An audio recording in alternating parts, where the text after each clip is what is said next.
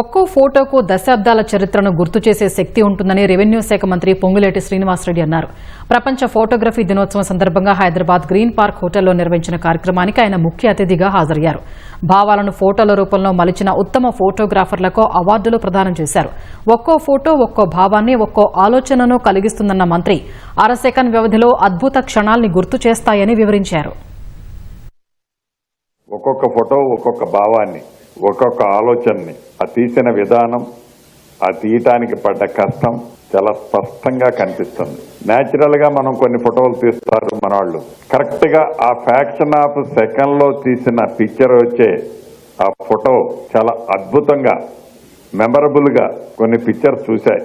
నాకు అందుట్లో ఒక పిక్చర్ చాలా ఇంకేముంది అంతా అయిపోయింది అని ఆ ఫేస్ ఫీలింగ్స్, ఆ చేతులు చూస్తే నిజంగా ఆ ఎక్స్ప్రెషన్స్ అదే రకంగా ఒక ఫోటో వేల పదాలకే సమాధానమే కాదు, కొన్ని దశాబ్దాలు కాదు, కొన్ని వందల సంవత్సరాలైనా ఆ పిక్చర్ చూసిన తర్వాత ఆ పిక్చర్ కి సంబంధించిన వ్యక్తులు మన మధ్య లేకపోయినా దాన్ని ఒక్కసారి మనం రీకలెక్ట్ చేసుకొని అప్పుడు ఎలా జరిగి ఉంటది అని ఊహించుకుంటే ఆ సాటిస్ఫాక్షన్, ఆ ఆనందము వర్ణాతీతంగా ఉంటది.